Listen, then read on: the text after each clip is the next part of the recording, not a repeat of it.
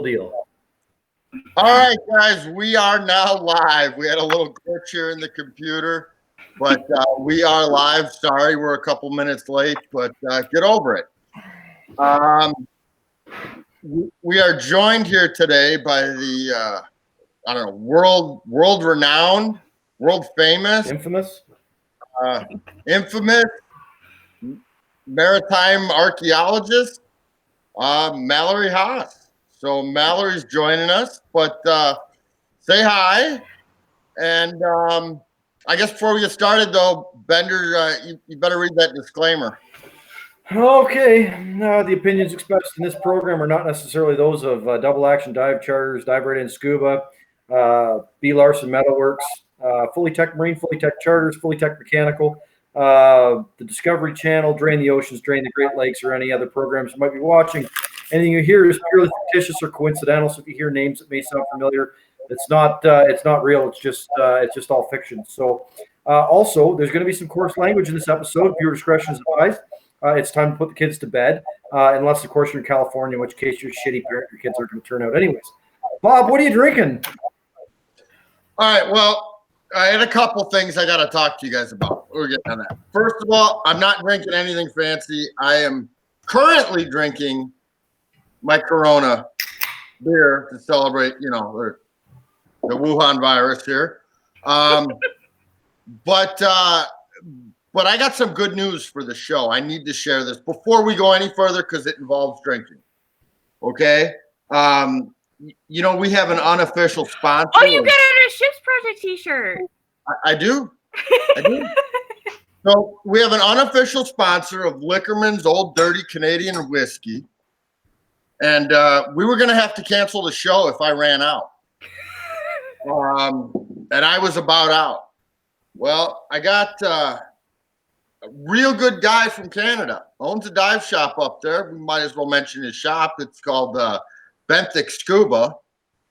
He shipped me over not one, but 2 bottles of Liquorman's. So, Ron, thank you. I will say, you cannot fuck off today. I'm not going to tell you that because you shipped me 2 bottles of Liquorman's Old Dirty Canadian Whiskey. Bender, what are you drinking? I am drinking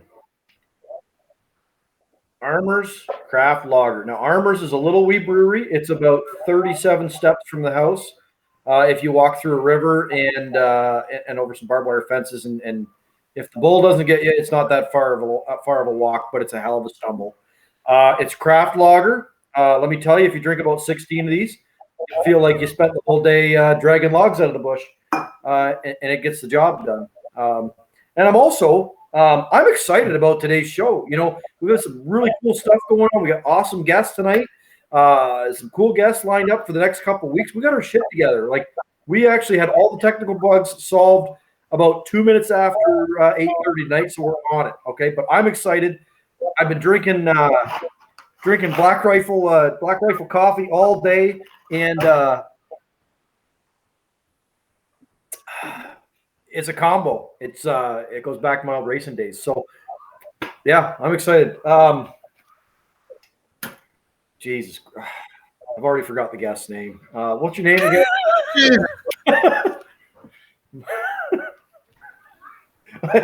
Mallory. Oh, where's my notes? Mallory. Yeah, like Mallory Town. What are you drinking? Well, I recently bought a case of wine, so let me go this way. There you go. So I've got a couple bottles of Rioja here because I started off with tequila because we had oysters earlier, and then I fell asleep because it's 1:30 here, and then I woke up and started drinking red wine. That won't, you won't regret that. No. I mean, we had a guy drinking red wine. He got like 4 bottles in, Pete, and it made for a good show. Oh yeah, no, I've had enough in to exactly tell how much I want to tell AP to fuck off. So I think we're a little early right for that. on it. It's a little early for that. We get so you'll get your chance to tell everybody to fuck off. I made a list. So let me get this straight. It's 1:30 in the morning where you are? Yeah, because we're in the south of England. So this is like the second guest in a row that's on well. The first one we were supposed to have, he canceled on us because he said it was too late. Yeah. Yeah. No, I decided to stay up because I was like, no, it's fine. I was like, because we decided to do trials this week, and I was like, oh, been falling asleep early every night. I'm like, fuck it. I'm like, it's Bob, it's fine. And I was like, I could do it. And I was like, well, no, we'll have a bottle of Prosecco. I'm like, then we'll have 2 bottles of Prosecco. I'm like, then we had 4 bottles of Prosecco. I'm like, if I keep drinking, I'll be fine. I'm like, all right, no, it's like 20 minutes too. And that's when I messaged and you're like, well, I'm having dinner. I'm like, what the fuck are you doing having dinner now? Like, that seems like you're like running across the line. And then I realized it was like, oh my God, it's Chicago, Milwaukee time. And then I fell asleep in between about that hour. Yep. Well, that'll happen. But I know you can drink because, Mallory and I worked together on a couple of projects. And when we weren't diving or filming or participating in that, we kind of did it right. We visited quite a few bars and had quite a few drinks, I think. Yeah. So I know Mal can hang. Yeah, my favorite was us going around. What was it? Where were we based out of for the project? Oh, the food truck thing we did. Yeah, the food truck thing. Yeah, so we did like 8 pints there, and then we had 3 pints beforehand, and then from like 8 p.m. to like 12, I just drank water like continuously, and then got up at 3, and it was great, and I was fine. It was fine. Yeah, we did it right. We did it right. Yeah. It was a great. It was so good having you there because I always felt with double action dive charters that we were able to get past the issues of any kind of problems that we could have actually dealing with like cameras and, well, you know how stressful it can be dealing with, Yeah, there was some difficult cameramen on board. Yeah, and they always wanted to see the dramatic side of, a regulator not working or. Yes. Yeah. Yes, I remember that pretty well. Yeah. So it was really nice to have you guys there. So yeah. So guys, you can check out some of the stuff we did. What did we do? We did Drain the Ocean. Yeah. Right? We did an episode for them. We did 2 episodes for them. And we did we did 2. You're right. We did do 2 episodes for Drain the Oceans, and then we did an episode for the BBC, right? Yep. So what it was is that Drain the Oceans is recorded and managed by Sadler Productions, which is based in the UK. So we did Drain Chicago, or Looking at Chicago, for Drain the Oceans. And then we did The Lady Elgin as well. So we looked at both of those through them, and they ran through the BBC, Drain the Oceans, and then in the UK, it's on the Disney Channel because Disney Channel picked up Nat Geo. Okay, and then we also did that Enslaved show. We did. That was quite the production. So you guys can check that one out too. That's probably available on Disney Plus. I don't. Yeah, I think so. Is it? I think it's on Amazon. What is it? It's the Prime. You have to buy in. It's from Amazon Prime, but you have to buy into it through a third party. Stars, maybe? I can't remember. It was on Epix. There you go. Epix. Okay. Here in the States, it was on Epix. There you go. Yeah, and then it hasn't been picked up Prime yet for freelance. So, but I guess in the post June, it's supposed to be up on Netflix free. You won't have to buy into a third party for it. Very cool. Yeah, Jared here says it's on Epix. So, he knows what he's talking about. There we go. Yep. All right. So what have you been working on lately? So we've been testing autonomous vehicles to do our work for us. Okay. You just that lazy? Yeah, well, the best part is that because the draft is so low, they can get into the extremely shallow areas where the really interesting wrecks are at. So I moved over here because I met my husband doing archaeology, and I moved over to Plymouth in the UK, moving from Cleveland over from the Great Lakes over here. And it's because we have so many wrecks from like a 22-kilometer area of the world. We have over 1,000 wrecks, and we have 500 of them named. We know about where like 120 of them are, and within that, we know where about 7 treasure ships are at. Like we're talking, yeah, we're talking like laden treasure wrecks of like, silver, gold, all of those things that, you kind of imagine. I've got a piece of one of them in my kitchen. So when I came over here to work, I was just overly impressed with the whole area, because you can just go diving in about, 10 meters of water, about 15, 20 feet, and pick up things from like 1600s, 1700s, 1800s. And, as long as we conserve them and report them correctly, they are ours, and we get to kind of tell their story. So we came over to do that, and in the process, we found all sorts of things, like a Napoleonic frigate and a World War I submarine. And, we've kind of been doing that. So the people who were funding us, they wanted to do autonomous vehicles. So we've been testing for the last 3 days Mayflower 400, which will be going across the Atlantic in about 2.5 months to the U.S. And she'll be looking at not only the same crossing, but she'll be doing testing along the way, like looking at microplastics, and she'll be doing it completely with nobody on board. So we were testing that for the last couple of days in the sound to, make sure that she doesn't run over people or children or small animals. Nobody enjoys that. Nobody Nobody needs that. You get your name in the paper, and people show up with signs, and you get angry. Yeah. So that sounds fun. Yeah, no, it's really interesting because we're right in the middle. Like for us, this is probably the coldest part of the year, but we don't get freezing temperatures. So from going from Cleveland to here, it's actually, we have palm trees here. A little less depressing. Yeah. So it's about 50 here usually. Okay. Yeah, it's a bit. I mean, if we're in the wind, it's a bit cooler, but we can still work. We're not breaking ice to go diving. Well, I don't know about you guys, Bender. I don't know what it is by you, but it's fucking cold this week. This weekend, we're talking about it being like 10, 20 below here in Chicago. Oh. Yeah, it's currently 11 outside. It's not good. Not good. Yeah, this is probably the first week where I'd say it's, at least the last couple of days, where I'd say it's fucking miserable out.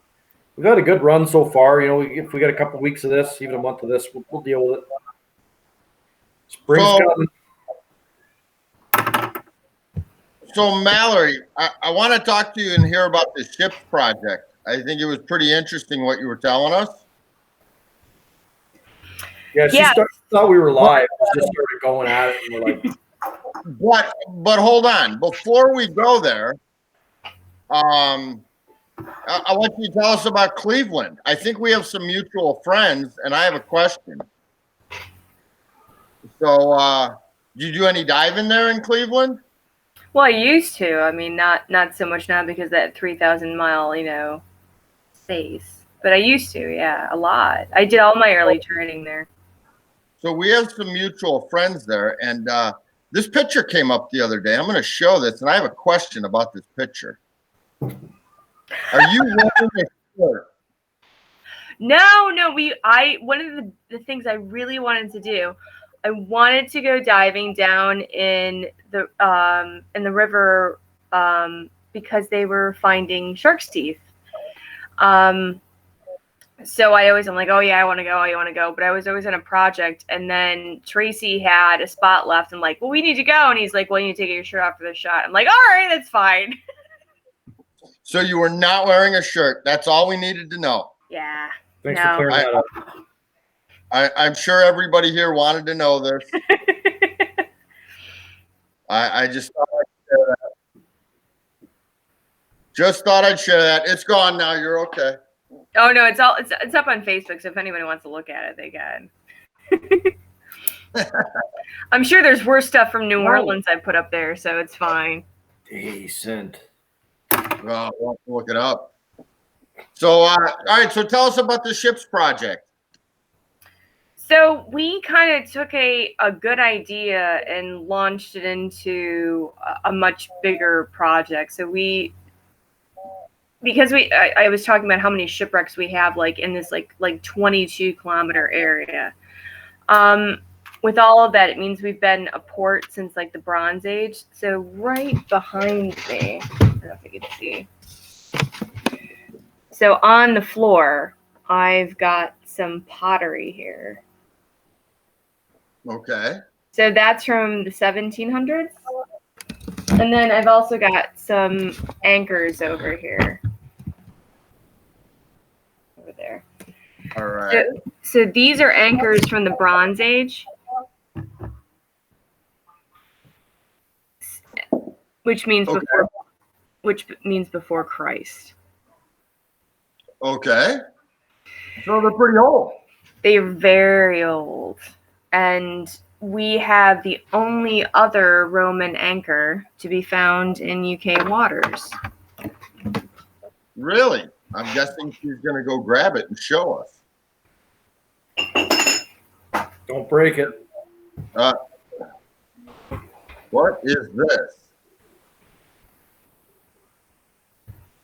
Hold on. Let me make your screen bigger here.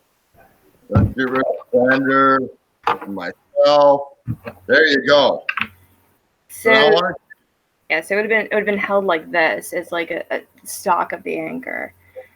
But this is probably one of the most important artifacts in the UK. So this is the second and only other one known to be found in the UK. They're all over the Mediterranean, and Cousteau found them all over. But in cold waters, meaning, prior to Christ and at the contact of Roman, this is the artifact that says that they were trading.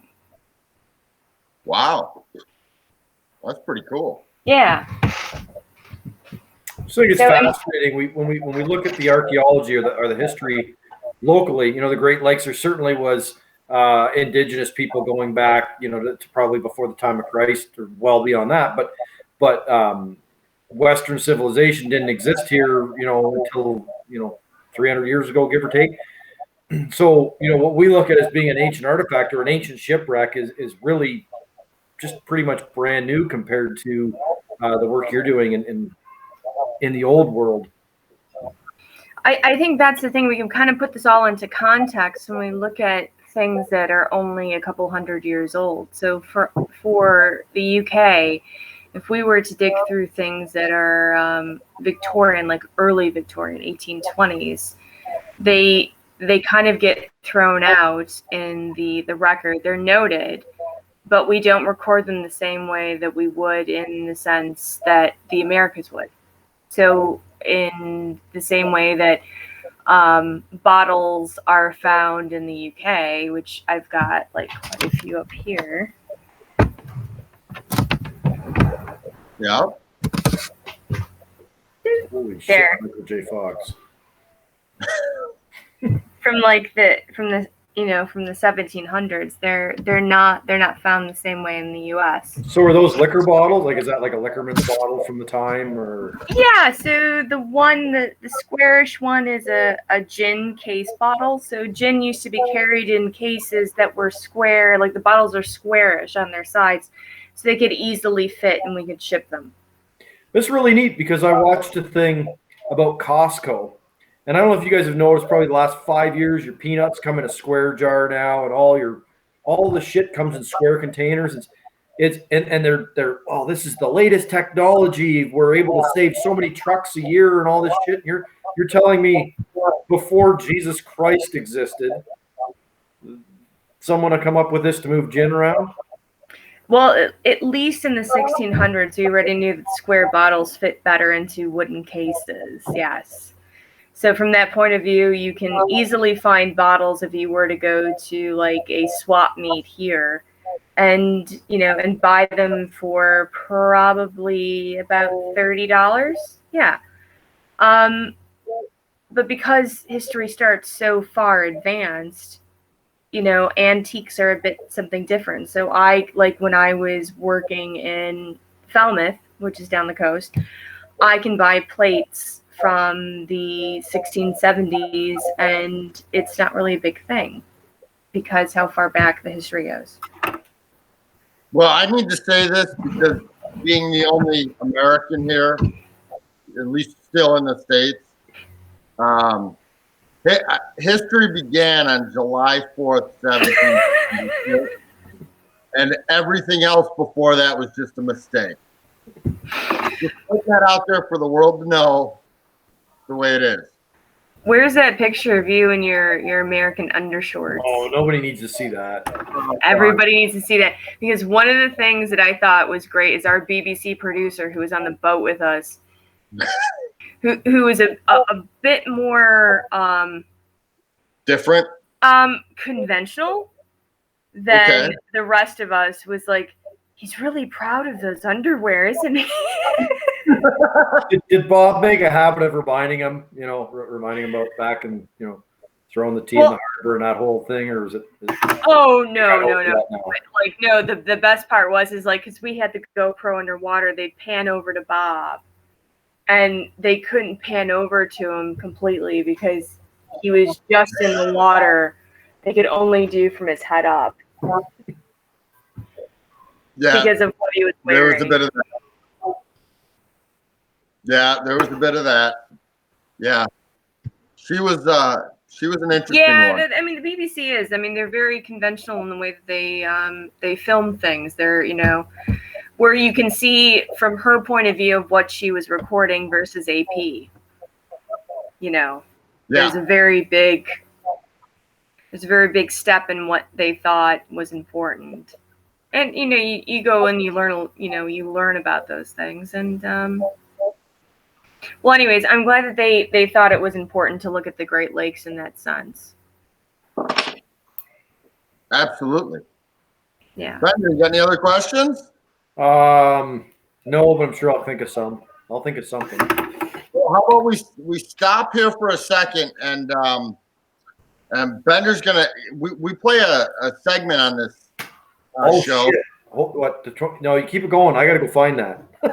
We're not prepared today. Yeah. Well, we're always prepared. Hold on. Yeah, we're prepared.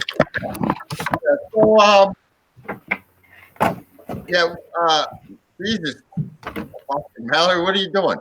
So, we do a segment on here. We ask 20 questions. So we will be asking you 20 questions when he comes back. They're just quick, quick answer, first thing that comes to mind, and we'll see how that goes. So is there anything else you want to share with us that you've been working on? So one of the things that we did do over here is we started this project. Stray Finds Project. Right. So we started talking to all of our old divers about all of the things that they found. Because if we don't talk to the divers before they die, we won't know their stories. Including their finds, which includes, just recently, Butch Klopp passed away. Yes. And I did an oral history with him after we did the filming with you up in Milwaukee. I went and saw him with Steve Radovan, and we I thought we were going to be there for a little bit, and I was there with Butch for about 6 hours, where all my batteries ran out, my camera and our on my digital recorder, and he has kept he kept the best dive logs I've seen and has the best collection of maritime artifacts I've seen anywhere out of Europe. Yeah, he had quite a bit here in the Great Lakes. Yeah, and it's this project that we started is about recording those oral histories, about recording the projects that the divers have found, because archaeologists will never be able to look at how much the divers have found all over. Yeah. So I think I think we all know, Bender will agree, we know divers, we know a lot of the old time divers who have all kinds of cool artifacts off these shipwrecks that it's kind of a shame because a lot of people won't ever get to see them. They're sitting in some basement. Yeah, and it's not always specifically like the find. Like the artifact could be, a lot of the artifacts that people bring us are not actually as important as the information. So Butch's information on where he was finding stuff is not actually as important as the find itself. So it just kind of depends, because one of the things that Butch showed me was like a really early effigy pipe from Mesoamerica. But why was it in the Great Lakes? That's interesting. Yeah. So those are the things that are extremely important. Just like that anchor stock I showed you, a diver showed that to us, and he said, "Oh, I found this ingot," because ingots are very, very common in a lot of the treasure wrecks around here. But that's not an ingot. That's an anchor stock. So it's just about being able to see what the divers have found to be able to identify it. And then we can help tell those stories. But we need a better communication scheme, and it's not about demonizing like the early work of divers, because without them we wouldn't know anywhere near as much as we do. Well, I guess the story, the first generation of divers, of recreational divers, is reaching that age where we're losing them. They're starting to die off, and with them, so do the tails. And the basement full of crap goes to the St. Vincent de Paul store or the trash, and those stories are lost to history forever. So I think it's a very admirable effort and a worthy cause to compile these stories and create this database or this record. We can do better from now on, but how do we capture what we've already scattered or lost? So, really cool. Okay. Are we ready for Talkin Tek 20 questions? Are you ready for this now? You got to answer every question without hesitation. So just say the first thing that comes to mind. Okay. Gas or diesel? Diesel. Open circuit or closed? Open circuit. Salt or fresh? Salt. Coffee or tea? Tea. Oh, the friggin' UK's got to her now. Jeez. Yeah. Shit. Back mount or side mount? Back mount. Better captain. Good answer. Better What? captain. Better captain. Oh, it's Bob. Kirk? Bob. No, fuck off. You didn't even let me ask the question yet. It doesn't matter. Yet. Better captain, Captain Kirk or Captain Picard? Bob. Ooh. Even better. Ooh. Wow, she didn't even take the English guy. I'm surprised. Really? Yeah. I'm the best. Dogs or cats? Dogs. Beer or wine? All of it. Favorite Great Lake? Oh, Lake Erie. Canon or Nikon? What? You don't take pictures, do you? No. Canon or Okay. Nikon? Okay, all right, fuck it. Wow, that's the first. Better photographer? Jill or Hef? Jill. Computer or tables? Computer. Sausage or taco? Taco. Johnny Cash or Elton John? Cash. Top or bottom? Always top. Power or sail? Power. GUE or TDI? Ugh.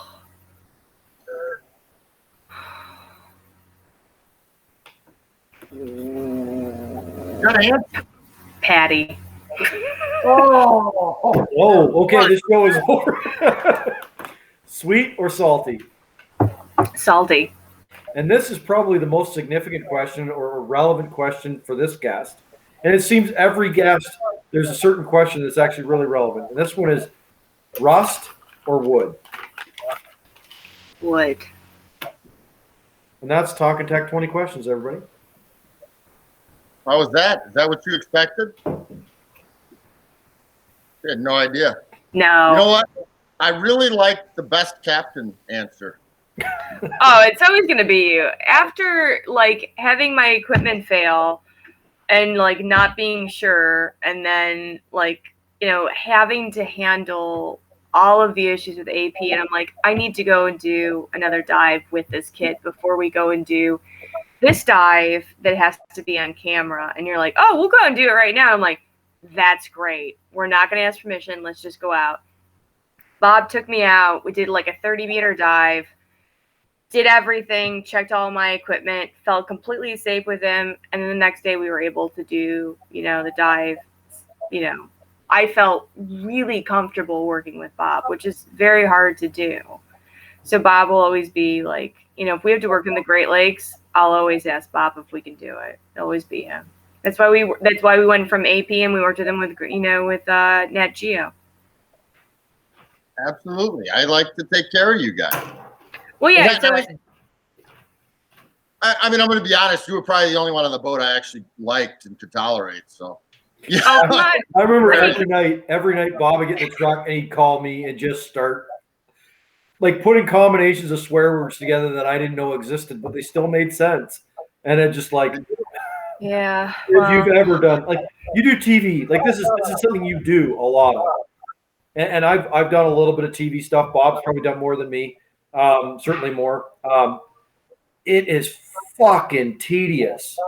And to try to mix TV with water and guys, okay, the weather is going to turn to shit at 1 o'clock. They don't and it's care. 11 and we're still at the fucking dock. They don't care.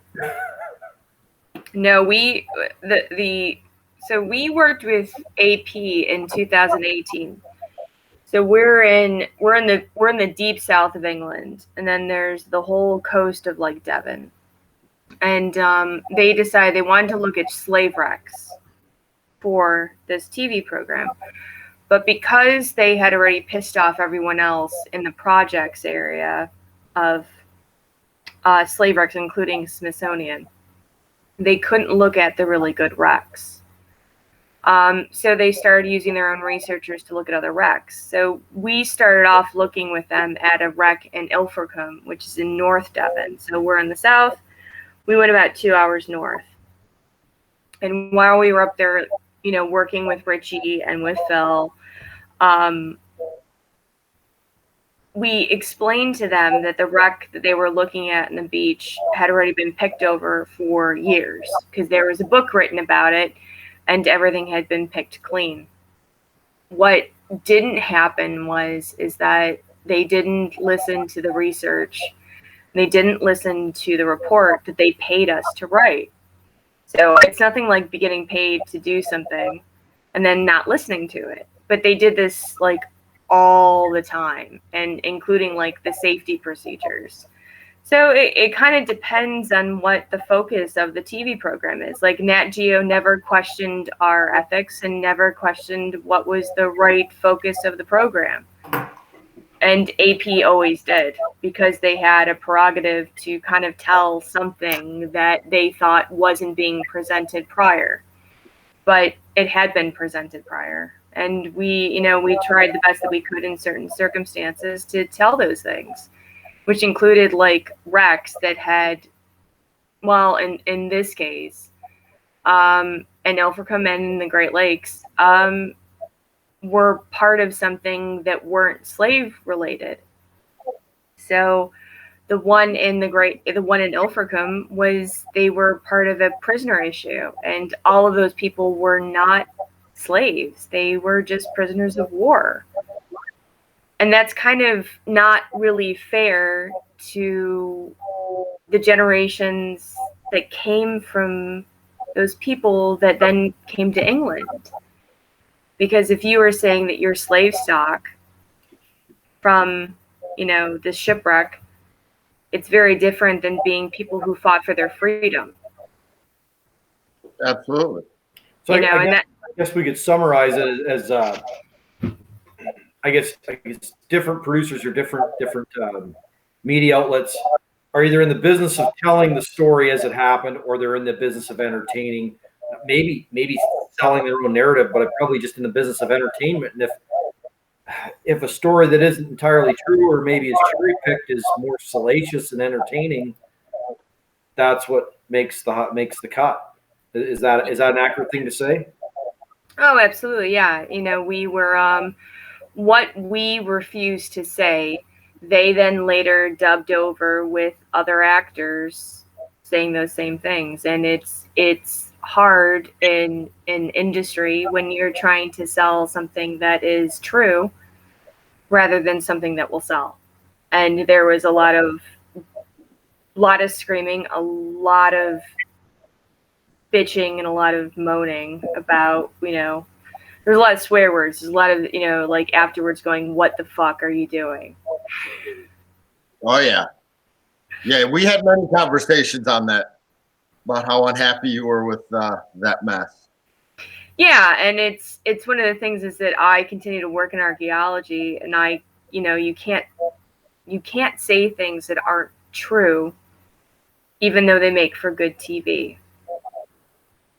Well, you have a reputation, right? And there's, I'm sure there are people within the same business that you work that if they're watching that show, if anytime there's diving on TV, I'm watching. If there's building race engines on TV, I'm watching it, because that's what I do. That's what I'm into. And if someone says something that's factually just complete bullshit, I'm going to lose respect for that person. And you're a young person. You have probably 30 more years to pay your debts before you can think about retiring. You've got a reputation to build, a reputation to maintain, and being tied to something that's just a bunch of bullshit isn't good for the business of Mallory in the long run. Yeah, I think we did a pretty good job of explaining that, because we published the reports on our website, and also the issues of the people who were involved in some of these wrecks that were not slaves, because their names are within like the Royal Navy Register of being people who were then put into POW prisons within the UK and then later released as free people. So you can track their names, you can track their ancestors into being free people for the last like 150 years. These weren't slaves. They were never slaves. And we wrote that in our report, and I think it's really unfair that AP kind of like clashed them into being slaves that were like unknown names. They weren't unknown names. We knew exactly who they were. They spent like 7 years in prison, had children, and their wives were there as well. I think that's extremely unfair. And you have to speak up about these things. If you don't, they completely go on like, misidentified. And I think AP did a really good job on kind of looking at the transatlantic slave trade, like in the really big picture of how big it was. But they could have done better. And they should have done better with the amount of money and resources at their hands. So speaking of that project, I got a question. Is the tusk still sitting in your bathtub? Oh my God, yes, it is. It is still upstairs in my bathtub. And if they cared that much, it would be in conservation. Well, hold on. Guys, if you saw the episode, that was part of the Enslaved show, right? Yep. They made a big deal about bringing in specialty divers to recover an ivory tusk as proof of the slave trade, and it was a big deal. And I believe Mallory's going to show us where it's been living for the past couple of years now. Yeah, so sounds interesting. At least she's doing her best to try and preserve it. Holy shit, there it is.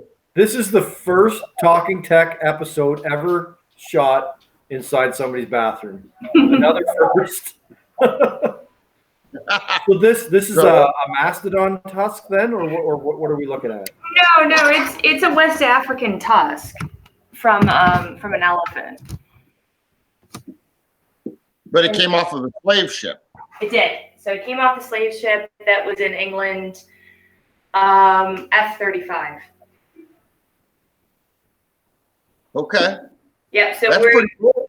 Yeah. So we are now very low on its salt ratio. About because we test the water every 3 days.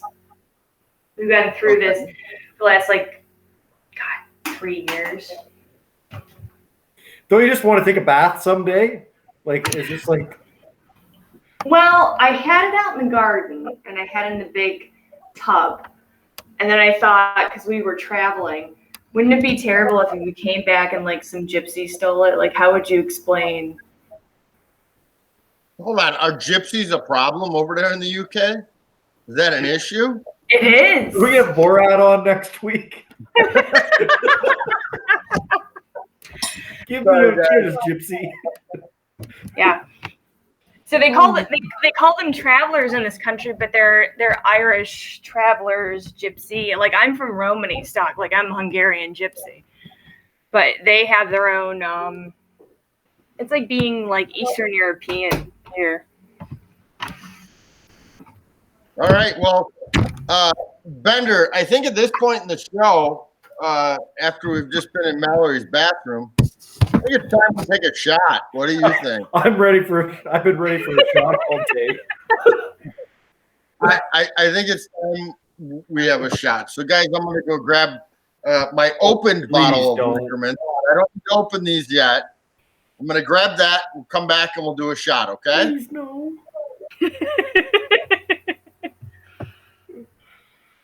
He does this every fucking week, Mallory. I'm sorry. Oh, my God. What did I do? What? Those aren't the America ones, are they? You should have had the Austin Powers ones on with the Union Jack.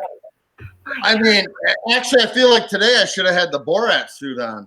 Yeah. So Mal, I know you haven't seen this show, but we are unofficially sponsored by Lickerman's Old Dirty Canadian Whiskey. It's brewed in Sunnyvale Trailer Park up in Nova Scotia. And we like to toast the boys here with a shot of Lickerman's. And as you guys can see, this one was almost empty. Show is due to be canceled. Ron came through for me.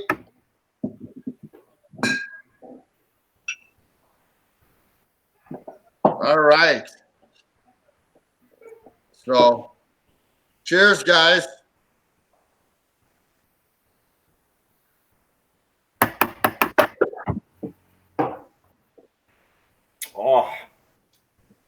Oh, that's a dirty, sassy dirty liquor.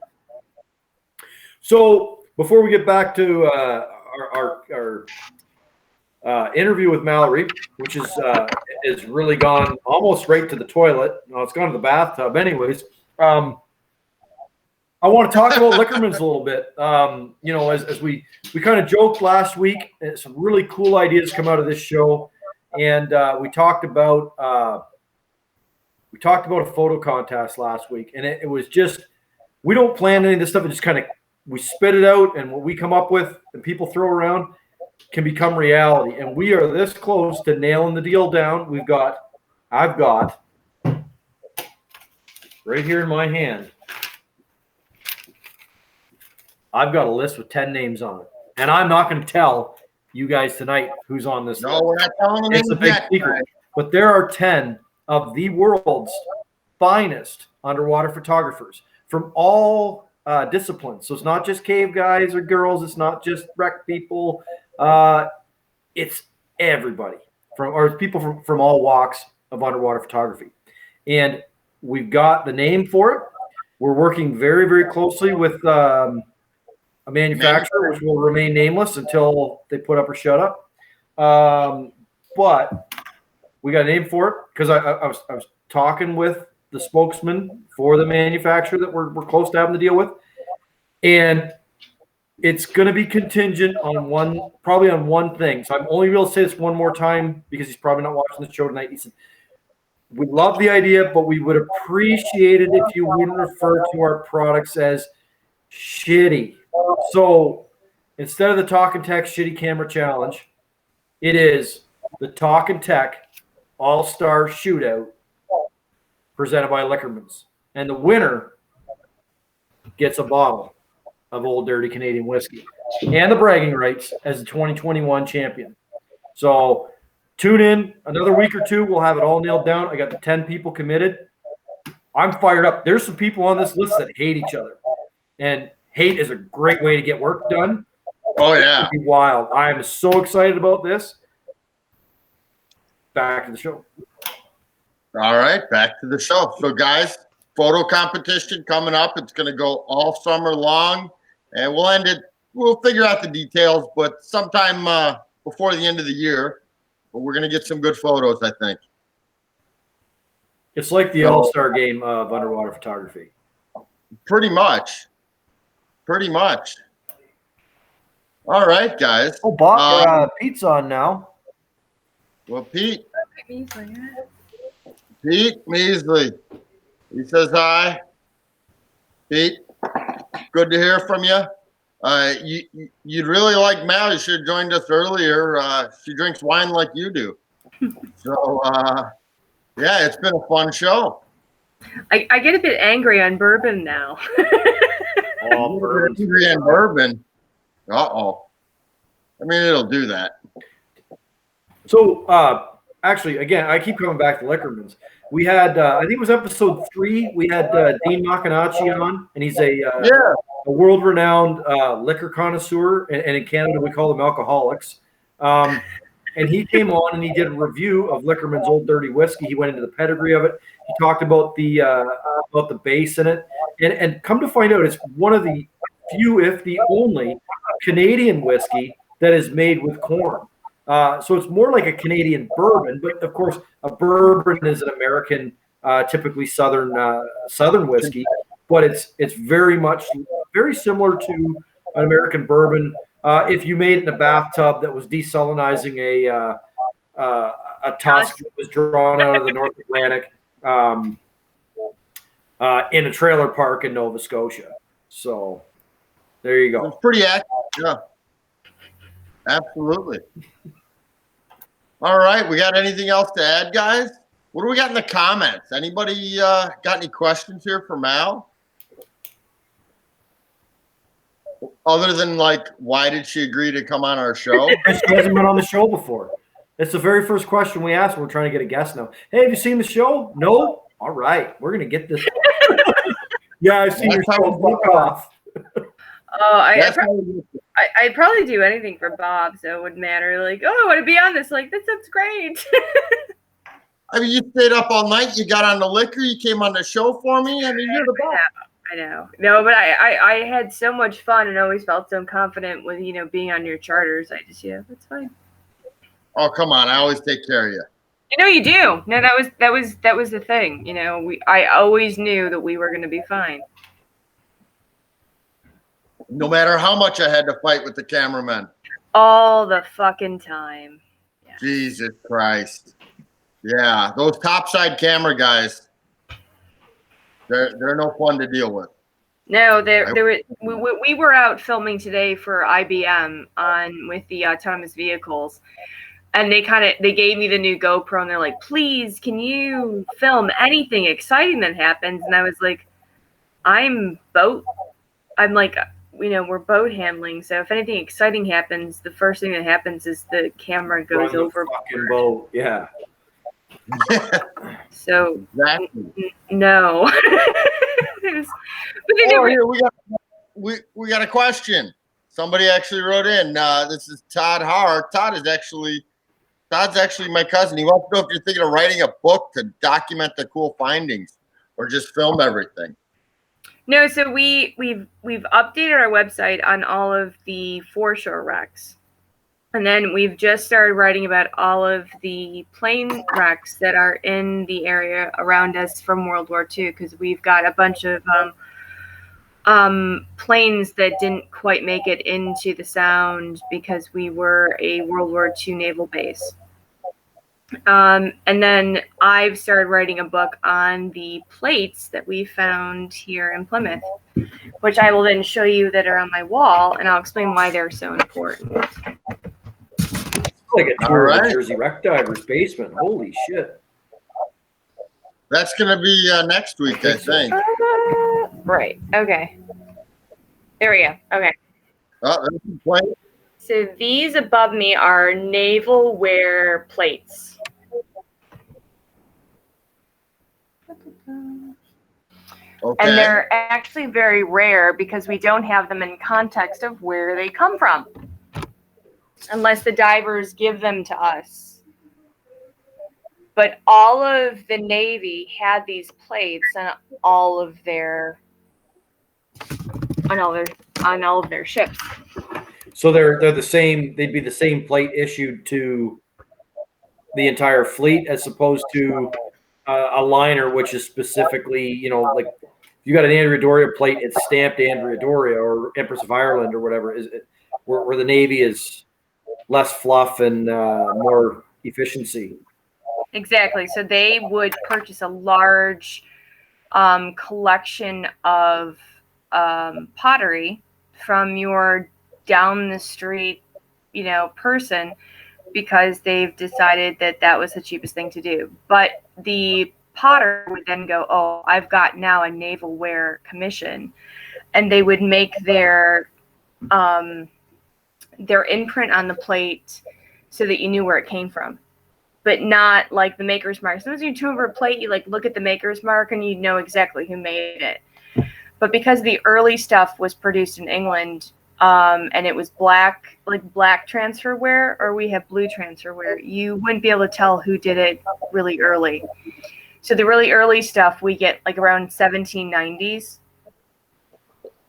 And then we get the really ornate, really pretty stuff around Victoria. So like 1840s.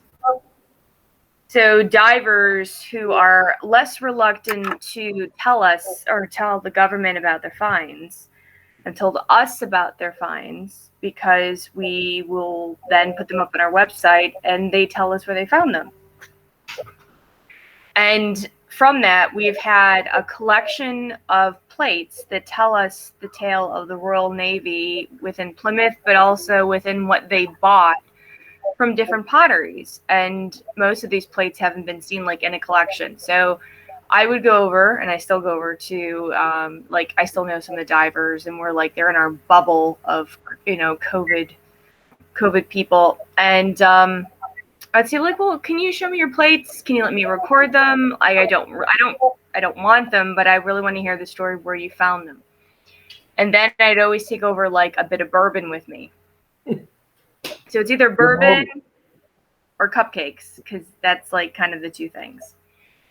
And after a bit of bourbon, then I get the really good plates. Or I get the things they couldn't identify. So I'll show you something they couldn't identify. Uh-oh, we got more stuff. Got a little bit of everything over here.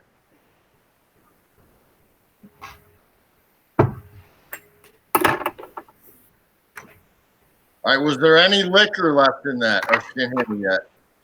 So this is a bottle from the 1570s. Was there any liquor left in it when you got it? There wasn't, but you can see by like the top, and I can tell by like the pitch of the bottle, and it's actually in really good condition from what it was doing. And then they gave us, some of the divers gave us these. Pipes? Yeah, so So depending on the pipe that you see, you can tell how old they are. So the smaller and the more used of the pipe, and without like any markings on it, you can tell how old they are. So this was early Victorian, and this is from the 1770s.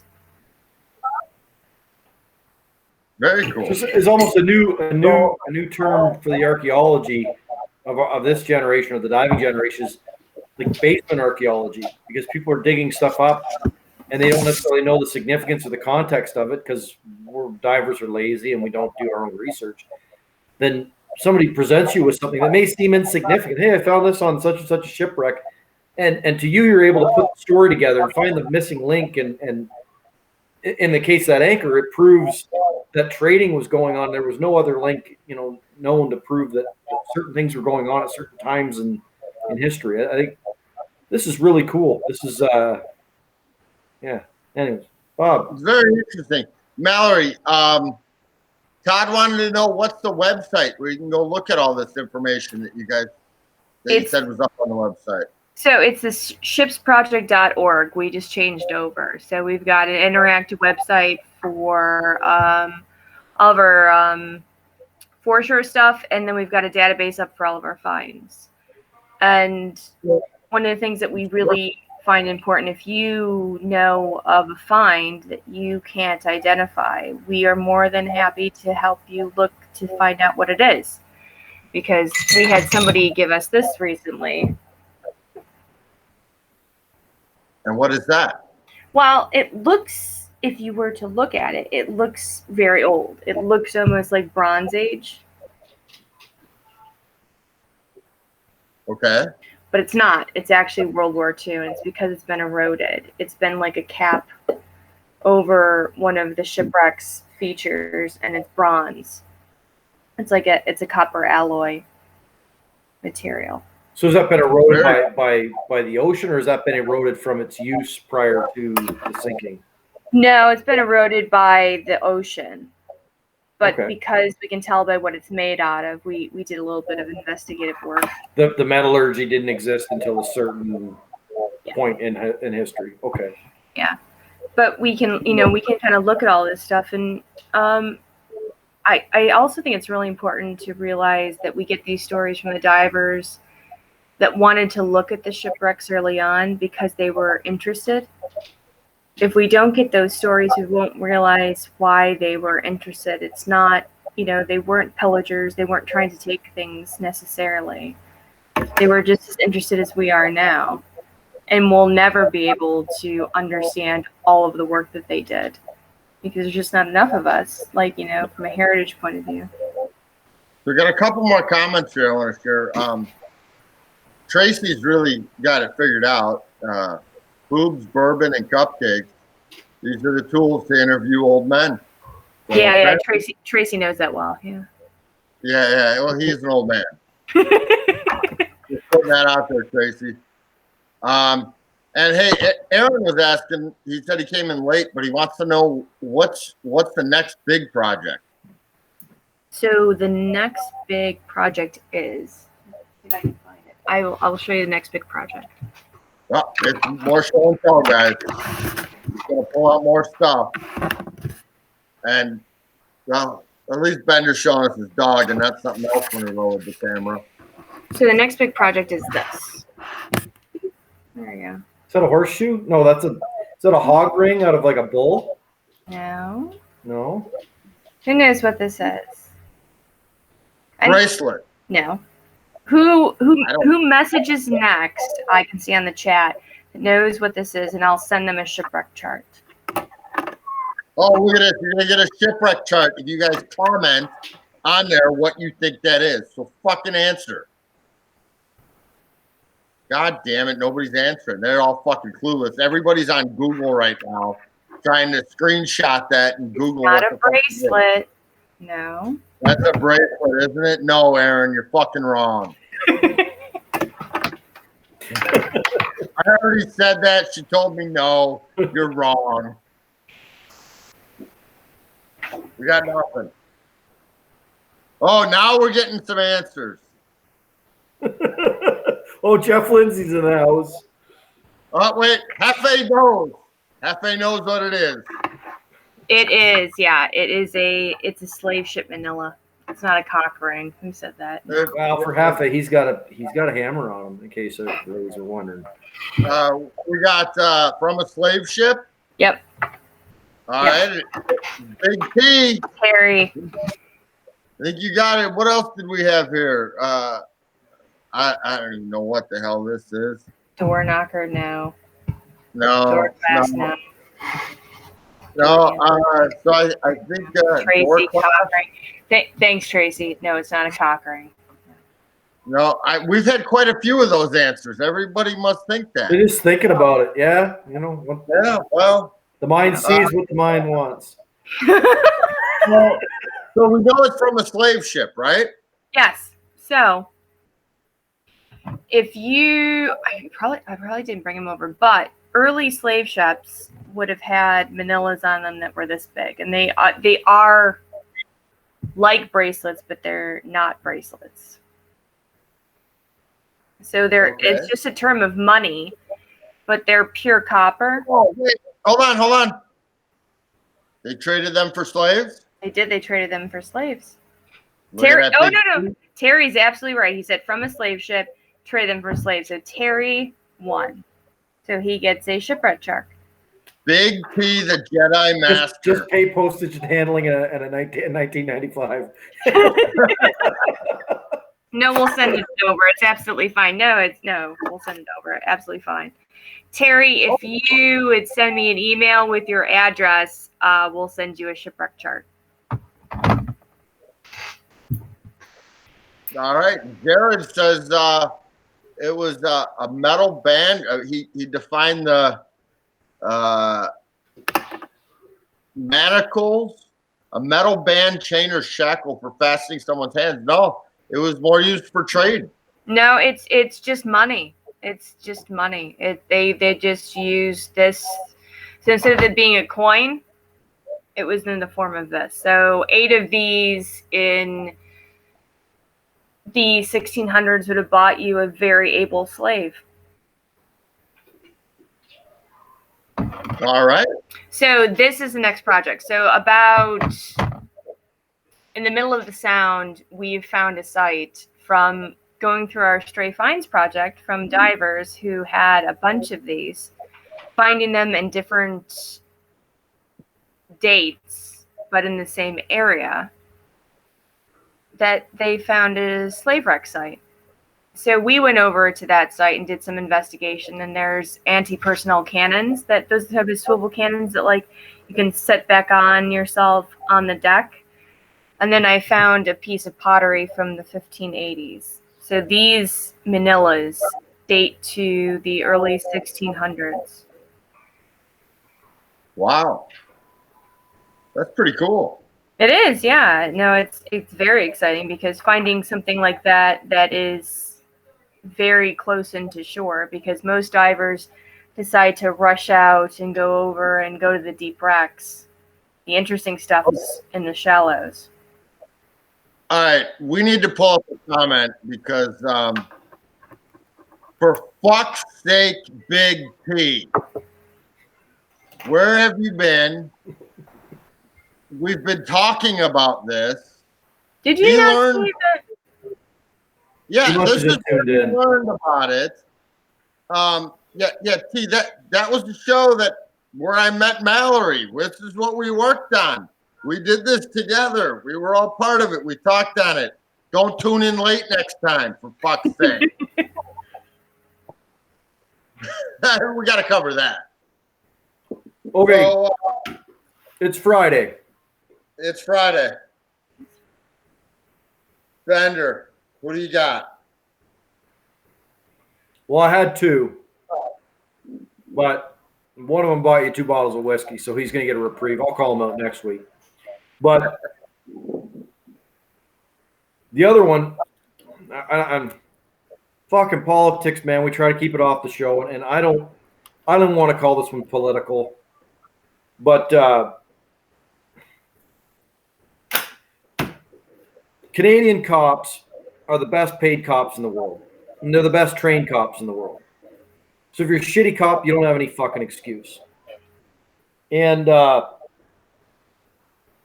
not even going to blame a shitty cop for being a shitty cop and pistol whipping a guy with a fucking taser yesterday. That's not how tasers work. Just saying. I'm not going to blame the 4 shitty cops that watched a shitty cop pistol whip a fucking kid in downtown fucking Barrie. I'm not going to call them out.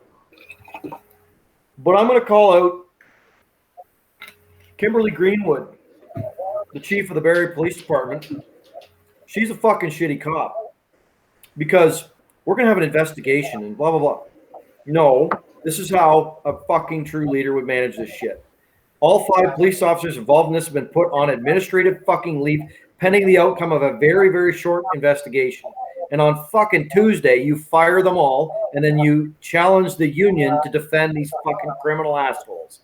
That's how a fucking true leader puts this shit to bed. You want to get to the bottom of police brutality, it has to have fucking consequences. These guys all make $100 fucking grand a year. They've got college fucking educations. They're paid overtime. They're not working in Flint fucking Michigan for fucking $16 an hour and getting shot at 3 days a week. They get a fucking cream puff fucking job. There's no excuse for this shit. It needs to fucking stop, and it starts at the fucking chief. So, Kimberly Greenwood, you can fuck right off. Bob, who do you got? You know, I gotta say, we normally do a segment, but I didn't even go to it this week because I was a little upset. Guys, you've watched the show. We normally go to Scuba Board and just pull out a post, tell somebody to fuck off because they're stupid, because all of that is a bunch of bullshit. Well, so I sent a message the other day to the chairman, Pete, whatever the fuck his name is. You know, he talked a lot of shit on there that he kind of out of place. We don't like him. So I sent him a message and invited him to come join our show and have a chat with us. And I can't even get a response from this guy. So he can fuck right off. That's where I'm at. I'm going to encourage everybody watching to get on there and tell that fucker to come on our show and explain some of his actions and some of the things he said. So there we go. All right, Mallory. Now, hold on. Before we get to Mallory, she's explained to me before the show that I did tell her that we do. She's got to tell somebody to fuck off. You did say you have a list. So let's hear it. Right. So, I'd like to tell Simca to fuck off. Oh, fuck. Okay. Because when I explained to him when the information came out that it was wrong, he told me that I can no longer be associated with a lot of like the production stuff that came out. That's why. Oh, wow. So Simca can fuck off about that because they paid us to write reports for them that they then didn't listen to. Wow. And then they then paid other people to talk over us, so they can. Those people can fuck off too. Yeah, all of them can fuck off. So there's a difference between not knowing, you know what I mean, and then like, oh, I tried, and then like I didn't realize this happened. There's a difference between that and then knowing and then still doing the wrong thing. Absolutely. That seems justified. So they can fuck off and like the whole AP, like, you know, over dramatization of things that were not actually as important as the big picture items can fuck off as well. So there we go. Yeah. All right. You finally got it off your chest. I know you've been wanting to say that for a long time. I think it's a really positive process. You know, it's a good exercise on a Friday to just. It is. You know, it's good for your mental well-being and all that. We care about that here on this show. Oh, it feels so good because it's like, it does. It just feels so good because it's just like, No, you're wrong. You're fucking wrong, man. Absolutely. That's the best. My best answer to arguments when someone's just fucking wrong, and they go on like a 20 fucking page rant about this and this and this and study should. No, you're wrong. Just No. you're fucking wrong. No, that's not how. Well, I just think it's funny because not only are they wrong, they paid us to tell them that they're wrong. I always find it the best part ever. Oh, as long as the check cleared, fuck it. So. Oh no, yeah, no, it's funny. All right, guys. So I say we wrap up the show. Mallory, do not disconnect. The after party, the best part. We got an awesome guest coming next week. Sorry, guys. Not as good as Mallory. I don't think we're going to get to see a tour of his bathroom. We'll ask. But cool guest next week. We're booked a week ahead if he shows up. Like the last, was it 2 weeks ago? Fucking 10 minutes before showtime. Anyways, if he makes it, we're going to have a good show next week. If we don't, it's still going to be a good show. Mallory, thank you for coming on. Thank you, man. I wrote it down. Like me on Facebook, friend me on Facebook. And Mal, hang on here because now we're gonna have some real fun, and so the rest of these fucking people don't have to see it. All right, guys, we'll see you next week. We got a great show planned for you next week, so be sure to tune in.